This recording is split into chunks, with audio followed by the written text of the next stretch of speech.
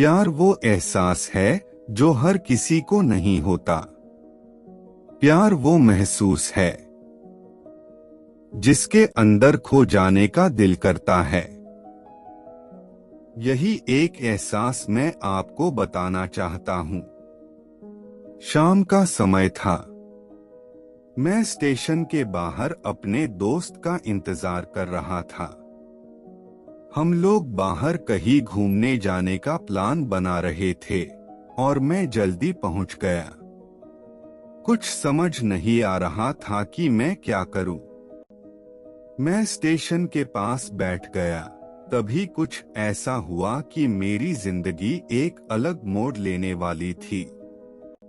मैं स्टेशन की तरफ देख रहा था कि मेरा दोस्त आया कि नहीं। तभी अचानक से मेरी नजर एक लड़की पर पड़ी।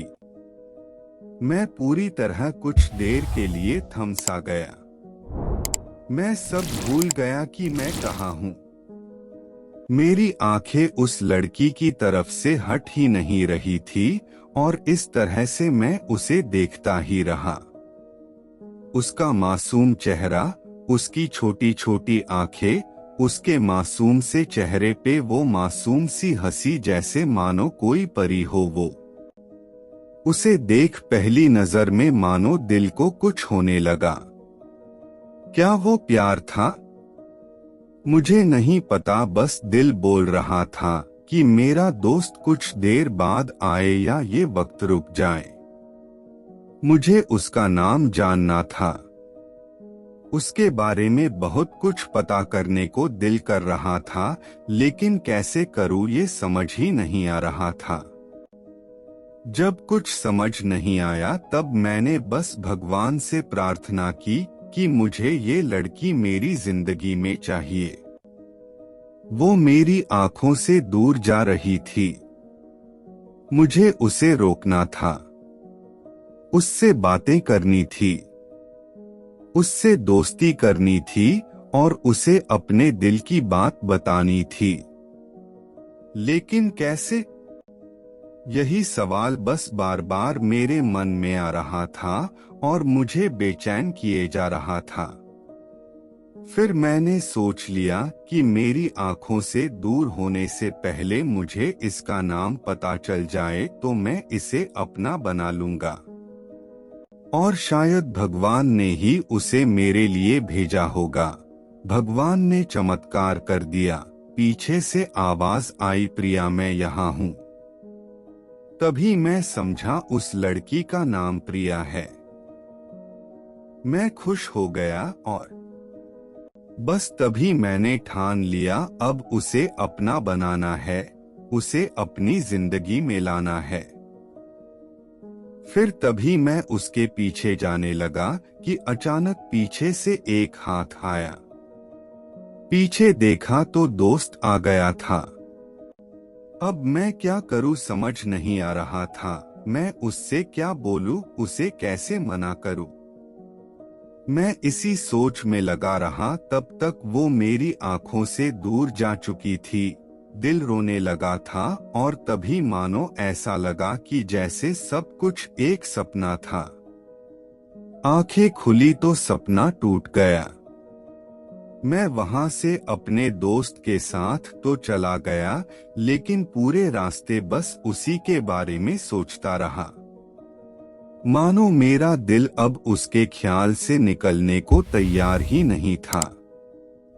दूसरे दिन मैं कॉलेज के लिए तैयार हो गया और कॉलेज पहुंचा और बेंच पे जाकर बैठ गया। तभी दोस्त ने बुलाया और कहा, देख अपने कॉलेज में एक नई लड़की आई है। मेरा मन अभी भी उसी के ख्यालों में डूबा हुआ था। आंखों से उसका चेहरा मानो हट ही नहीं रहा था। वो बार बार मुझे आवाज दिए जा रही थी। मैंने देखा कि यह वही लड़की थी जो मुझे स्टेशन पर मिली थी। मेरी खुशी का ठिकाना नहीं रहा। मैं खुद को नहीं रोक पा रहा था और समझ में नहीं आ रहा था कि मैं क्या करूं। मैंने अपने दोस्त को गले लगा लिया और उसे बताया कि यह वही लड़की है जो उसे स्टेशन पर मिली थी। मेरे दोस्त ने मुझसे कहा, उस लड़की के पास जाकर उसे अपने दिल की बात बता दें। मैं डरता था कि वह क्या कहेगी, यही सोचकर मैं हमेशा रुक जाता था। मैं सोचने लगता था कि कहीं वह मेरी बातें सुनकर मुझसे दूर ना हो जाए। मैं उससे दूर नहीं होना चाहता था। मुझे यह एहसास हो गया था कि शायद वह भी मुझे पसंद करती हैं। कुछ दिन के बाद हमारी अलग अलग कंपनी में जॉब लग गई। तब मैंने सोचा कि आज मैं इसे अपने मन की बात बता दूंगा।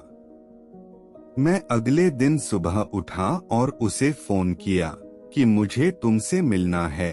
उसने मिलने के लिए हाँ कर दी। मुझे बहुत खुशी हुई। स्कूल के बाद हम एक साथ चाय पी रहे थे। मैं उसकी सुंदर आंखों में देख रहा था, वह भी मेरी ओर देख रही थी। उसने मुस्कुराते हुए कहा कि मैं भी तुमसे कुछ कहना चाहती हूँ। मैंने जिद की कि पहले आप ही बताओ। मानो मेरा सपना टूट गया जब उसने अपनी शादी का कार्ड मुझे दिया। उसने कहा कि मेरी शादी होने वाली है और तुम्हें मेरी शादी में जरूर आना है। मेरी कुछ समझ में नहीं आ रहा था। मैंने शादी का कार्ड लिया और रोते हुए घर आ गया।